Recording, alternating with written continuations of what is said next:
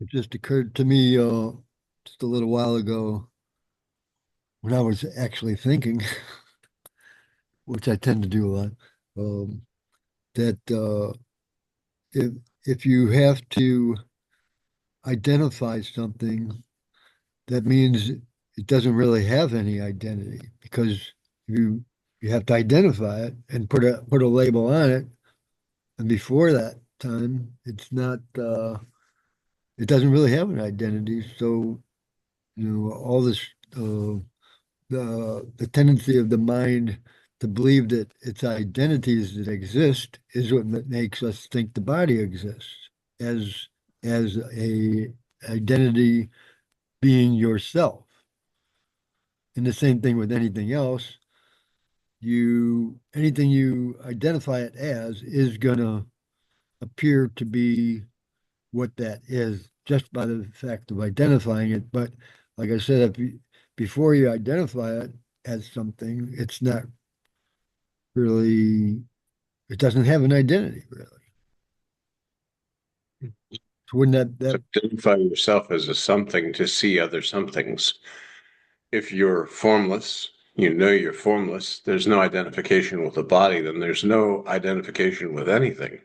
yeah, There's yeah, no identification because in order, like, I have to understand that, oh, John, in a world, I'm an object in space with other objects yeah, yeah, that then create the concept of time and duality, yeah. where this is just not the case. So that gets the whole ball rolling as soon as you identify something. Yeah, you are the first. Yes. If you don't, that's why I am not body. I was not body. I'm not going to remain body. It kills all the concepts. Yeah. Even to sit there and say, I think this is not correct. There's a Right, flow of thoughts. You're basically right, aware of right. a flow of thoughts. You identify them as my thoughts, and therefore you create an illusory thinker thinking these thoughts Yeah. when it's just a flow that you've identified with through just, oh, I'm aware that I'm thinking about tomorrow's lunch. Yeah. But this thought is just coming. You say tomorrow's lunch that I am going to eat or I need to plan. Mhm. Then in reality, there's no doer, no deed, no thinker, no thought. All Yeah. of Well, those things are created with the primary concept I exist. yeah. Mm. If you identify with the sense of existence as the formless presence, then there's no thinking in the formlessness. Or you could say the entire world that you're seeing or appears before you is now your thought because you're formless.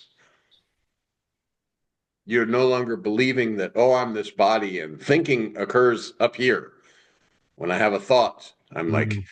oh, I'm mentating, whatever. No, now Yeah. you understand I'm formless and the world that's appearing before me is my thought, Yeah.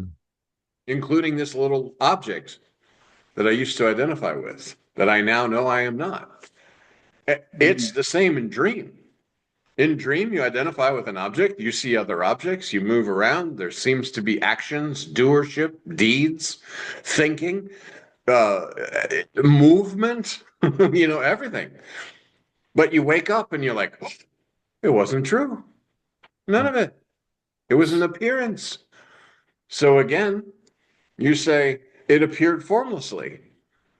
Forms appeared out of the formlessness, and a scene was there because there was a identification with a specific body form within the dream that created, again, within space, an object with other objects and creating the concept of time and duality.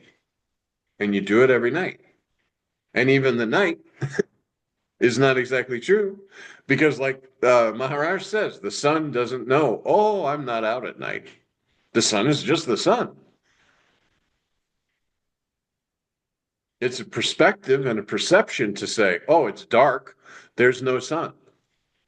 Even I think Siddhar Meshwar Maharaj says, first thing in the morning, you're seeing the sun rise, but you also see the moon. And none of these are, the moon is not setting and the sun is not rising. So The sun just is. something is making it all possible to seem like it's possible, to seem like it's actual. Identification. Yeah. Identification with the body that sees the sunrise and the sun But and the moon. what makes identification possible though? Well, the sense of existence. You believe I exist as this body. Your mom and dad tell you this is your body. You're John. I'm your mom. I'm your dad. And you're part of this family.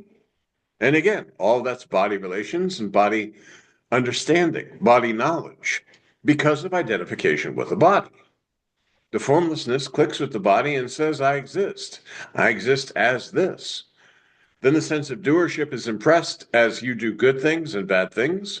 And people say, oh, you have a whole life ahead of you, and make sure you take care of this and take care of that. And you start to strongly impress identification with this body form.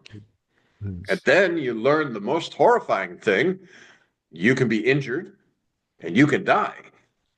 And it freaks you out because in reality, the formlessness, you're not born, you can't die, you can't be harmed. But because of identification with the body, suddenly now there's a fear.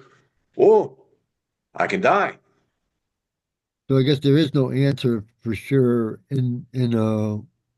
uh in real in reality there's no answer for the uh to say what makes appearance appear to be other than the formlessness in the first place. What makes appearance even possibly able to mistake itself for form? But there's no real mistake because there's never a form and there's never anything actually happening, just like in a dream. Yeah. You know, you identify with this body that lays down, sleeps at night, formless consciousness, so to speak, creates a little dream movie appears. You wake up, it's all finished. But Well, waking state and dream state is both consciousness. There is no waking consciousness and dream consciousness unless you're identified with a body form. I am asleep or I am awake. These are just states on your statelessness. I think you probably see why I'm asking this question is why I'm No, I don't. trying to identify I'm trying to identify the beginning what makes identification possible. Why is identification possible? And this is going to help you on your deathbed. How? Well, that's what I'm saying. You see why I'm asking though, because maybe you don't. But I don't know because, see, if you're formless, then all these concepts of identification and all this sort of stuff, it's body-based knowledge. You can throw it all away. okay, then there's form. Okay, if there's formlessness, that means there's also form. So that's a duality. No, because formlessness is just a word we're trying to use to Mm. describe that you are. That if you sit there and spend some time with yourself, you'll know that it sucks in all concepts and you have no desire to know anything Yeah, I guess because I there's no one there to desire the knowledge of anything. You are the knowledge. You're no longer taking shape or form through concepts of saying, I am knowledge, or I need knowledge, or I exist. yeah, Because yeah, I exist is not correct. Knock, knock on the door. Who's there? Nobody's there. But somebody okay, had to be there to say nobody's there. Prior to the sense of existence, you existed, but okay, with no knowledge of your existence yeah. because So, there was nothing other. so the knowledge came with the identification, right? Knowledge came with the knowledge I exist. And then it identifies itself, and then I exist as this body or as this form. There is an existence. I am alive. yeah, All of these are concepts, though. It's not true. yeah. That, but that's where identification kind of comes into play and makes it No, appear. not necessarily. I You mean, the see, sense of existence doesn't have to identify with anything. That's your natural state. but it doesn't have to, but it does. Well, it doesn't. No. Well, it It's only through appears, it concepts that you're appears, believing that you're identifying with things, but you're actually not. So once you know yourself in a real sense, this is tossed away. You don't identify with anything because you're nothing. And then that's where you can say, my thoughts, I am everything, because this world is appearing before me. But this yeah, world is just imagination, yeah, an illusory existence. hmm, And then people say, "Oh, but you can't say it's illusory because that's anti-life." No, yeah, it's not yeah. anti-life. It's the absolute truth because it's like a dream. It's actually better than life. Than if you're everything, it's kind of like life is limiting in that sense. Well, and life in itself is a body-based concept that has death attached to Yeah, life. so that's not I so am good. living a life, I am That's not born so and I good. will die. If I believe I'm born, I have to believe I'm going to die because I'm not immortal. Yeah, However, if there's no birth and death, then I'm free of this concept. yeah. And when once you that's when you start to be unaffected by what they say karma might be. Or Well, karma for who and for what? yeah, The presence is playing as Keith, as Alan, as John, as Renee. So who's karma? Which karma? Now, you could say within the body based illusion, just like in a dream. Let's say in a dream tonight, you smack somebody, they smack you back. Well, that you could say is karma. There was an action and reaction. yeah, However, that was within the dream. When you wake yeah, up, your face is not sore and you know you didn't hit anyone. yeah. Just like when you heal, your face is not sore, so actually you don't really know that it really even it no longer exists, so probably never did. Sort of like that. Yeah, When that's you wake up, it's all done. That's why we talk about you're swimming. You could be swimming in your dream. When you wake up, you're not wet. You could be running in your dream. Now, sometimes, due to the body impressions and due to the fact that you identify with the flow of thoughts and consciousness, you might be running in a dream and wake up either out of breath or heart racing because you are so identified with what's going on that you're raising your own heart rate. also like when I said that thing about healing, Ramakant says that the this is what we take to be life is a long dream. So in that long dream,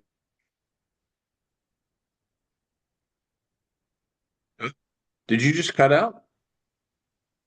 You said in that, oh, and then you disappeared. oh, oh, I was saying the Ramakant says it's a slow dream, so or it's a long dream that that we have that the body heals and that it takes time to heal would be sort of like somehow a slow dream kind No, like a plant. If you feed and water the plant, it grows. of. Yeah, If you're mean to the plant and cut off a leaf, it's going to take some time for the leaf to come back. yeah. But here we're If you making don't a consent. water the plant, it gets dry and all the leaves crinkle and such. We're talking about the leaves as if they exist. No. Well, as if you're no better or no more than a blade of grass or a plant, because that's the reality. This is a five elemental body that the presence is identified. I am this. I am somehow important. Even I take offense when somebody says you're the same as a plant. How dare you say I'm the same as a plant? So so now you're saying that the presence has identified. So now you're saying that Well, what we're talking about is within this illusory yeah, state, this illusory dream world that we call reality yeah, for a time, the identification is I am this.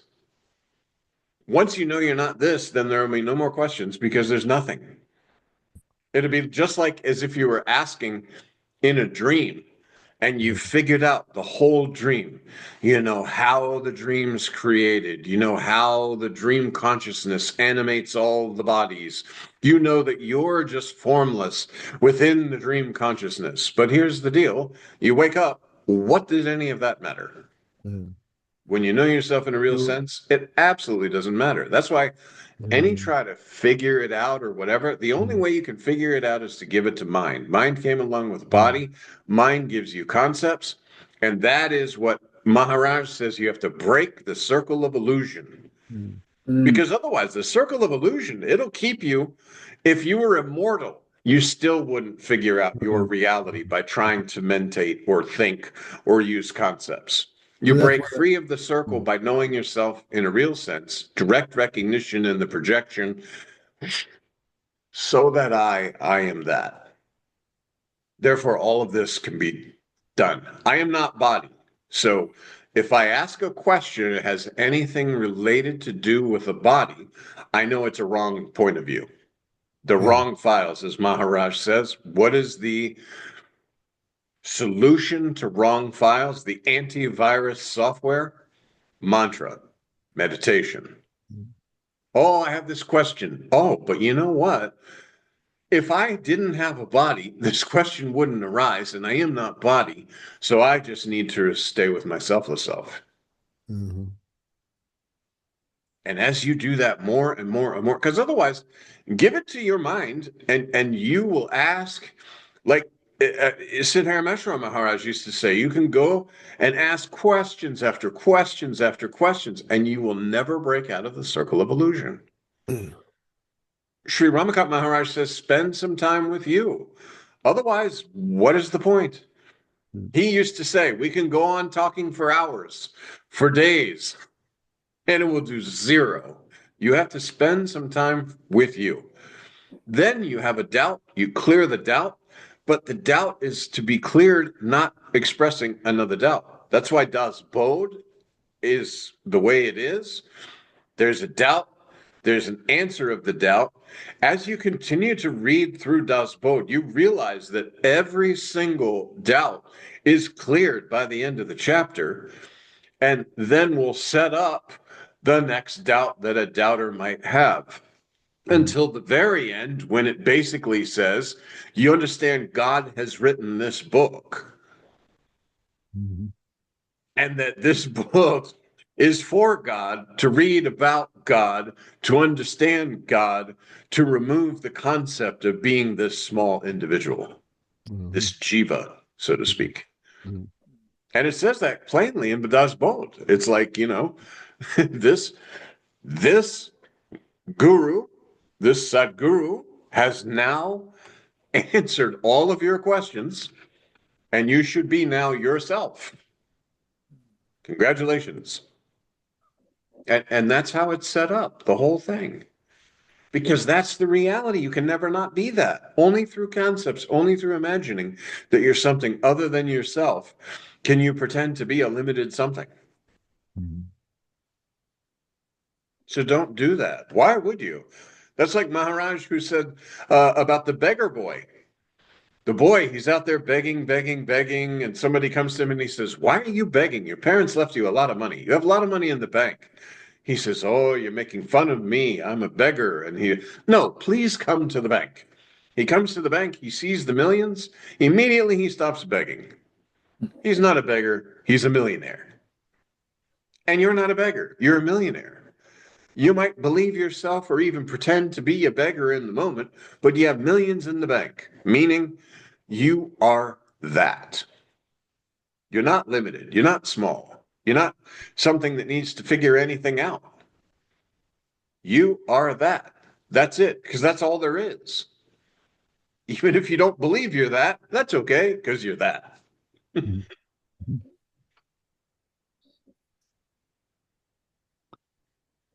You say, oh, I'm not convinced. Okay, but you had a body with a mind that convinced yourself that you're not convinced, but you are not body, you were not body, you're not going to remain the body. Mind came along with the body, throw that away. Next.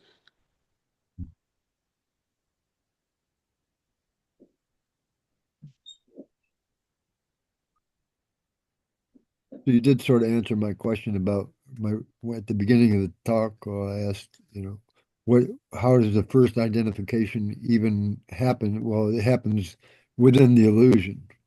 So Yeah. Well, that's the only place that anything can happen. that's the answer that I'm looking. That's why Maharaj says, he says, nothing is happening, nothing is ever happening, nothing will ever happen, because they're only in the illusion can things happen. Just like a goldfish swimming around the bowl might have a whole life. You add another goldfish and they have a little goldfish family and they believe they're living this beautiful life, but it's all within the goldfish bowl. You know this because you're outside of the illusion. Now, although you can never actually be outside of the illusion, by knowing yourself in a real sense, you automatically know your right position. And therefore, you're outside of the illusion, even though you're using the illusion to know yourself in a real sense, because the body form's available.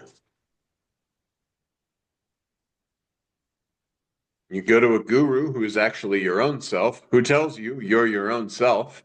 If you have complete faith and trust in the master, then it's yourself speaking to yourself and you're convinced. The conviction comes, oh, so that I am that. If you look at the master, and that's why in the beginning I had a hard time reading Ramana Maharshi, because so many of Ramana Maharshi books are like, oh, Ramana Maharshi, Mhm. he is, but Mhm.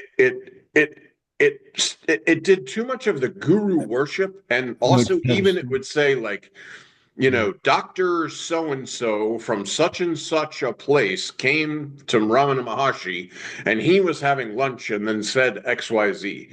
Mhm. But this is the I used to think, truth is, mm, it's your own self. Yes, you can have respect. And Maharaj says this too. You have respect for the masters, but you do not elevate them above yourself. That's almost a sin because you are mm, that. And to mm, separate yourself and say, he is a great and I am just an aspirant, mm. no, it's not true. Yeah, I used to think That's what. Romano was better because he didn't smoke, and this argued out of smoking. But again, this is in the illusion. So many people on the videos from the YouTube channel, they cry about that. Oh, he's smoking. He's smoking. In reality, he knows himself in a real sense. The smoking is occurring, but there is no one smoking. The formlessness can't smoke. Et voilà. And with Ramana Maharshi, now I read it and you hear it, you see the same. It's the same. And even you start to see through the layers that he was speaking the same.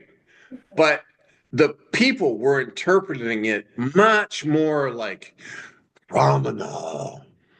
And luckily in our lineage, this is not the case. Yes, the guru is passing on the knowledge. Yes, there's respect. Yes, of course, there's selfless self-devotion. But the guru is never to be put like, oh, he's so superior. Because there's Well, no superior, there's no inferior, there's no nothing. Except I your selfless self, there's no God, no Brahman, no Paramatma, no master.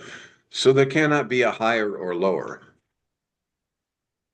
I found that my devotion somehow it's not it's a little bit I don't know, there's something not genuine about it until I start losing identification with myself and until I start feeling a little bit of like what I call bliss or like looseness from myself. My devotion is kind of ungenuine. It's just kind of like mental.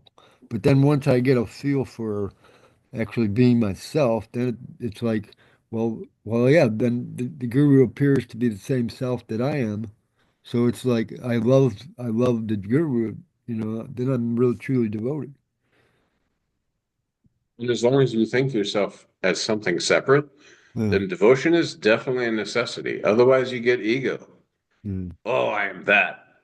That's why one of the things I didn't like so much in the early days was this whole creation of a Ramakant Maharaj Bible by some of the disciples. They actually said, oh, this is the new Bible or whatever. And I didn't like that. I don't even know if you can look that up and find that Uh, anymore, but they were uh, doing that a lot on Facebook of like, this is the book and we've leather bound it and we've made it uh, the uh, Bible uh, because you are God and all this. And it took it. a little bit too far, and you could tell there was a lot of body identification as this wondrous feeling of I am God, rather than the knowledge of removing the illusory layers. And the discovery is, accept your selfless self. There's no God, no Brahman, no Paramatman, no master. And I'm not criticizing. It was just something that was happening in the Well, early days. it's setting up an identification. Yeah, which was, I didn't like that so much. And Maharaj just said, oh, they do what they do. So that was one thing he would never, He like, didn't tell you him could not to sit do there it. and say, this is happening. And, you know, people are, the only time ever he said anything negative about anything was in the USA talks. Some folks, devotees, had asked that there be donations Oh yeah. to a cause, to a Ramakant Maharaj Oh Foundation. yeah. And he went crazy on that. He was like, no, there is no Ramakant Maharaj Foundation or any other kind of foundation. He said, we have a small box in the ashram where people and you know, they might make it, but it is not necessary, and we don't want any donation. There's no Ramakant Maharaj Foundation. And then he talked about the not having pockets. You're not born with pockets. So that was the only time that I ever saw him like forcefully say, don't do that in my name. Because the foundation was supposed to help like pay for his travel and all this sort of stuff. Anyway, I shouldn't, now I'm kind of beating on the early guys, but anyway. So that's what we're speaking about when we talk about the whole, you know, putting things on a pedestal. I bow to the master 1,000 times a day. As a matter of fact, I love the picture is here because I'll walk, I'll look out the window, see what's happening, and then right there's master, and I'm like, oh, thank you, master. Good morning, master. Jai Guru, all the time. Because you know he's here. You know he's well, yeah. Because it's just a spontaneous devotion. Yeah. Yeah. You know, just like when you first feel the sense of presence, It's love. you absolutely know that that's the truth. You're no longer in some concept of, is there a God or is there, what's the Sadguru or anything like this. As you feel the subtle sense of presence for the very first time and you begin to really sit with that, then the whole concept of going, like, you're no longer like, is there really a God or is there really a, you know, you don't do that anymore. It's just known. Faith, throw that out the window because faith means I don't know, but I trust and I'm going to put it into action. But you know, there's direct experience of your own self. So Yeah. now you really don't have any excuse to like say, oh, you know, I don't know, or I don't have trust, or I don't have faith, or whatever. So there's devotion is bowing to the master. Some people call faith having no no question. Faith is when if you have no question anymore, then they call that faith. But This is like a blind faith. And Maharaj absolutely says, and you can look that up on a lot of videos, or even like just Google search blind faith, Sri Ramakant Maharaj. He says, don't do but that. no, I'm saying I'm not how I'm using the term. I'm saying there's just a question doesn't arise. So and Well, the then people make a conviction, word and call that when there's no question arising, they'll call that faith. that would be conviction, not faith. Because Okay, faith yeah, can, they okay. even say faith can be shaken, yes? Yeah, conviction may be a better word. Yeah. Or you can have faith, but still keep doing your own thing, believing yourself to be separate. Yeah. That's like the foxhole prayers of, oh God, please get me out of this one. I believe there's a God and I've really screwed up, so please help me out of this thing. Or, oh, there's no money this month. Dear God, please help me with the money. But that is not the true. Because the conviction, knowing yourself in a real sense, okay, this number one, it passes, you know that, because there's no you there. So it's a scene that happens. You don't take any action, or maybe you do, but you don't identify as a doer, as an actor. Now, if you drive through a red light and you get a red light ticket, you go online, you pay your ticket. You don't just say, oh, well, The universe will work it out. Actually, it's funny because when I sold cars years ago, there were people who came and they would say, Jesus came to me and told me I'm getting a Lexus. Okay, well, let's sit down, you look at their credit, and you look at their how. Like, unless Jesus is going to be making your payments, I'm sorry to say. But they were totally convinced. Jesus came to me and said, I'm having a Lexus. Like, what the hell? That was their ideal, so they got their ideals mixed together and they became the same ideal. Jesus and Alexis became the same ideal or something. Faith was that Jesus wanted them to have a Lexus. Yeah. But that's what I'm saying. You sit with yourself. The moment, and from my own experience, the moment that I actually felt that, I didn't understand totally at that time. I just felt the sense of presence and identified that as the power greater than myself, the God of my understanding. And all I could do was bow down. Like, it's no longer you go to church and they say this is that and they did this and they did that and all this and you start to think, oh, that's really amazing. I'm going to try and form, but when you directly know, and this is why I think even in the Bible it says if you were to see my face, you would die. And that is true.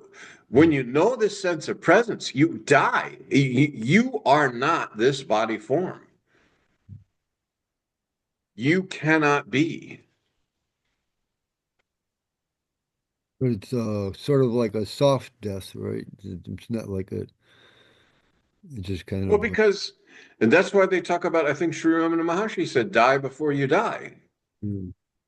And that's what it is. It's there is no birth, there is no death. 'Cause, Even yeah, formlessness is a concept that came along with the body. I'm not body. If I'm not body, then how can birth and death affect me? so even the Okay, the sense, presence. Go yeah, ahead. even the sense of like, say, in the last couple of days, I could say I felt like my usual identification is I'm no longer able. I'm starting to lose the so I don't when identification is telling you that something is some way, and anyway, that's starting to slip away. So in Yeah. my experience, it seems like okay, now I'm identifying less than I did a couple of days ago, and so Yeah, even but even a couple of days ago, that's body based. So just say, and you can even just say to yourself, you don't need to, but you could say, ah, thank you, Master. Conviction is coming. I'm going deeper and deeper within my selfless self. Thank you, Master. Because also you don't want to take ownership of this and say, I am. right, Because I'm meditating, because I'm going deeper, because I'm attending these talks, and right. maybe I listen to other videos and I read some books, I am beginning to experience myself. But You don't want to make any kind of identification out of it. exactly. And you don't want to create an egoistic. That's why many of the people that have been doing spirituality for 20 some odd years will never release and just remain with their selfless self because they have too much skin in the game. Yeah, yeah. You know, I meditated here, I meditated there, I went to this center, I saw this master, I went over here to this pilgrimage. And then Sri Ramakant Maharaj says, did you come born in a cave? Like, and like, okay, you spent all this time in the cave, and did you come born in a cave? Like, no. So or the people that like in the river, he talks about they stand on one leg for a very long time and the river just kind of hits them. Well, but why? You're torturing the body. That's very nice that you're doing this as like some kind of devotion, but you are not body. So therefore, anything that you do with the body is an illusion and is actually just to be tossed aside. You could say, okay, you stood in the Ganges and allowed the water to hit you, and it was torturous, and you did that, and now you know you should give that up because you are not body. You spent enough time with yourself torturing the body that you understand you should give this up because you are not body. Just like all the sadhana. Okay, you've done sadhana for long enough. Now you can give that up because you are not body. So somehow the illusion takes over and appears to be the reality, of course, and then, but it's not, it never can be. Once you know yourself in the real sense, nope, can't happen. Yeah. You're never going to get lost in illusion because you know yourself. Yeah.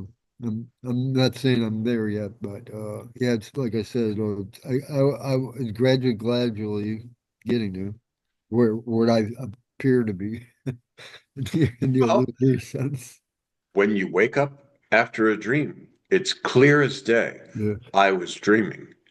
When you know yourself in the real sense, even if you don't have total conviction that the world is just a long dream because of this body, you know this. You wake up from the dream, oh, all of that was false. You know yourself in a real sense. How? How can this seeming world, how can you interact with it? How can space interact with the objects within it or be affected by it? And sometimes I do get a sense that I am this some kind of it's invisibility or something. I just can't. It's nothing can. I don't know, it's just it's like nothing. But I don't know what it's weird. And Hermeshwar Maharaj says, stand and look at the moon, and you are that between. You're not the one looking, and you're not the moon. In between, that's your own selfless self. And you're more subtle than space. That's why Nisargadatta Maharaj, Sri Ramakant Maharaj says, if at all you want to compare yourself to space or sky. But don't compare yourself to space or sky. It's if at all you have to compare yourself to space or sky.